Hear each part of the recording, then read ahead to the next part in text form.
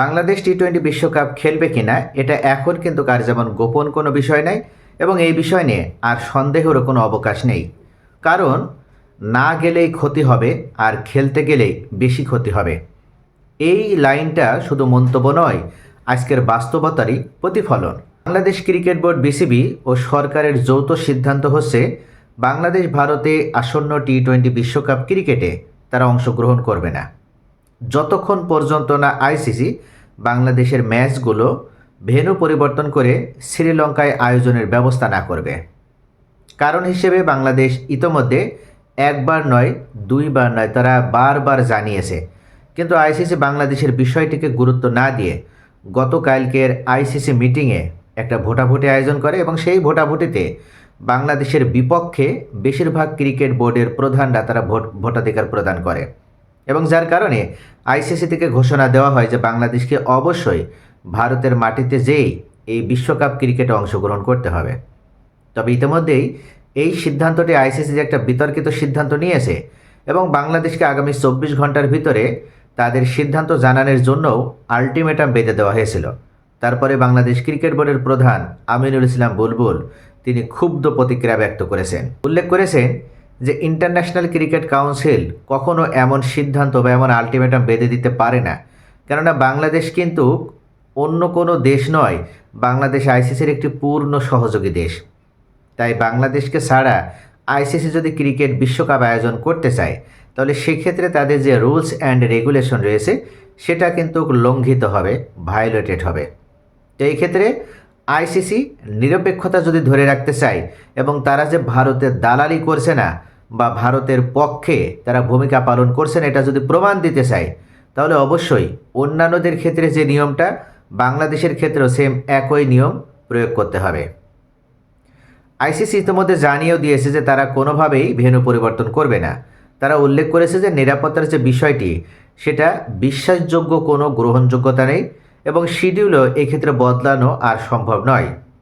এবং আইসিসি যে আলটিমেটামও দিয়েছিল সেক্ষেত্রেও তারা উল্লেখ করেছে যে হয় ভারতে খেলতে হবে নতুবা এই বিশ্বকাপ থেকে বিদায় নিতে হবে। অর্থাৎ বাংলাদেশের প্রতি এই আলটিমেটাম বেঁধে দেওয়ার মানেই হচ্ছে আইসিসি এক প্রকার বাংলাদেশে ব্যাকফুটে ঠেলে দিতে চাচ্ছে। বাকি বিশ্বেও এই ইস্যুতে আলোচনার তৎপরতা বাড়ছে। উদাহরণস্বরূপ আমরা যদি পাকিস্তান ক্রিকেট বোর্ডের দিকে দেখি তাহলে পাকিস্তান ক্রিকেট বোর্ড অর্থাৎ পিসিবি ইতিমধ্যে বাংলাদেশের পক্ষে তাদের সমর্থন জানিয়েছে এবং আজকে বাংলাদেশের সাবেক অর্থাৎ প্রাক্তন অধিনায়ক রাশিদ লতিফ তিনি উল্লেখ করেছেন বাংলাদেশ যেহেতু বিশ্বকাপ বয়কট করেছে তাই বাংলাদেশের সমর্থনে অন্তত পাকিস্তান ক্রিকেট বোর্ডকেও এই বিশ্বকাপ বয়কট করা উচিত। আর পাকিস্তান যদি ক্রিকেট বিশ্বকাপ বয়কট করে তাহলে আইসিসি বুঝতে পারবে যে বাংলাদেশ এবং পাকিস্তান যৌথভাবে এই বিশ্বকাপ ক্রিকেট বয়কট করায় তাদের কতটুকু ক্ষতি হয়েছে।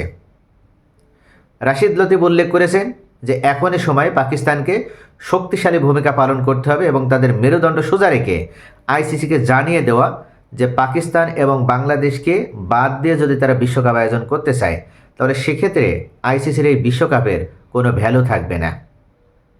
এমনিতেই মানুষ পাকিস্তান এবং ভারতের মধ্যকার যে ম্যাচটি সেটা দেখার জন্য উন্মুখ হয়ে থাকে এবং এই ম্যাচটিকে কেন্দ্র করেই বেশিরভাগ কোম্পানিগুলো তারা স্পন্সর করে।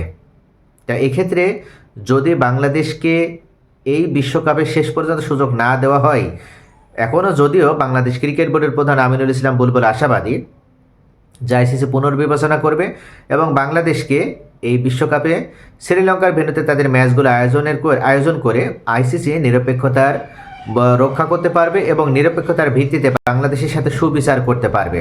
যদি এটা শেষ পর্যন্ত আইসিসি না করে তাহলে অবশ্যই পাকিস্তান ক্রিকেট বোর্ডও এবার বিশ্বকাপ বয়কট করবে, এতটুকু প্রায় নিশ্চিত হয়ে গেছে।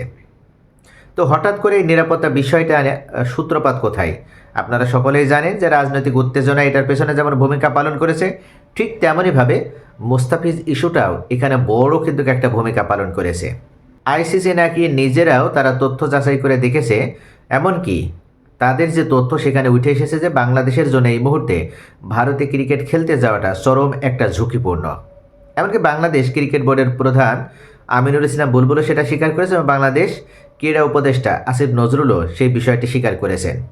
তবে আইসিসি এখন বলছে যে কোনো ক্রেডিবল থ্রেট নেই এই মুহূর্তে বাংলাদেশ খেলোয়াড়দের জন্য। নির্দিষ্ট সুরক্ষা পরিকল্পনা এবং হোস্ট গ্যারান্টি প্রদান করা হবে আইসিসির পক্ষ থেকে, এবং ভেন্যু পরিবর্তন করা এক্ষেত্রে আর সম্ভব নয়, কেননা অনেক দেরি হয়ে গেছে। বিষয়টি যদি আরও আগে ডিপ্লোম্যাটিক পর্যায়ে যদি বাংলাদেশ এই বিষয়টি অত্যন্ত গুরুত্ব সহকারে আইসিসি এবং বিসিসিআইয়ের কাছে তুলে ধরতে সক্ষম হতো, তাহলে এতদিনে বাংলাদেশের এই সমস্যার একটা সমাধান হতো। কিন্তু আসলে কি বাংলাদেশ যথেষ্ট সময় পায়নি? বাংলাদেশ 4 তারিখেই কিন্তু এই বিষয়টি তারা জানিয়েছে যে বিশ্বকাপে খেলবে না, কেননা ভারত আইপিএল থেকে মোস্তাফিজকে বাদ দিয়েছে। এরপরে আইসিসি যদি মনে করতো তাহলে তাদের কিন্তু 24 ঘন্টাও লাগার কথা নয় একটা ডিসিশনে আসতে। তারা সময় ক্ষেপণ করেছে এবং যার কারণে দেখা যাচ্ছে যে আজকে 22 তারিখে এসেও এই বিষয়টি নিয়ে এখনও কিন্তু আলোচনার ভিতরে রয়েছে, এখনও ঝুলন্ত অবস্থায় রয়েছে। তো আইসিসি ইচ্ছা করেই তারা এই বিষয়টিকে ঝুলন্ত অবস্থায় রেখে দিয়েছে, যেন বাংলাদেশকে এমন একটা সময়ে নিয়ে আসা হয় যেখানে উল্লেখ করা হবে যে এখন তার সময় নেই, তাই অবশ্যই বাধ্য হয়ে বাংলাদেশকে ভারতেই খেলতে হবে। এখন আমরা জানবো, যেহেতু বাংলাদেশ ইতোমধ্যে স্পষ্ট করে জানিয়ে দিয়েছে যে তারা এই বিশ্বকাপে অংশ নেবে না যদি ভারতের মাটিতেই আইসিসি শেষ পর্যন্ত বাংলাদেশের ভেন্যুগুলো রাখে, তাহলে বাংলাদেশ যদি এই বিশ্বকাপ বয়কটই করে, অর্থাৎ ভারতের মাটিতেই যদি বাংলাদেশের ভেন্যুগুলো রাখা হয়, তাহলে সেক্ষেত্রে বাংলাদেশ বয়কট করলে কী প্রভাব পড়বে? 1 নম্বরে আন্তর্জাতিক এক্সপোজার কমে যেতে পারে, অর্থাৎ বিশ্বকাপ থেকে বেরিয়ে আসলে বাংলাদেশ দলের খেলোয়াড়দের আন্তর্জাতিক সংবাদ মাধ্যম, স্কাউটিং এবং পারফরম্যান্সের সুযোগ হারাবে। দ্বিতীয়ত, অর্থনৈতিক ক্ষতি। বিশ্বকাপ ভিত্তিক প্রাইজ মানি, ব্র্যান্ডিং, স্পন্সরশিপ সব কিছুতেই লোকসান হবে, যেটা একটা দীর্ঘমেয়াদী ইফেক্ট ফেলবে বাংলাদেশ ক্রিকেটের উপরে। 3 নম্বরে আইসিসিতে বাংলাদেশের প্রভাব কমে যাবে। আইনগত ও প্রশাসনিক জায়গায় সমর্থন হারিয়ে বাংলাদেশ কঠিন অবস্থায় পড়বে। বিশেষত ভবিষ্যতে টুর্নামেন্ট বাছাই ও ভোটিংয়েও এটার প্রভাব দেখা যাবে।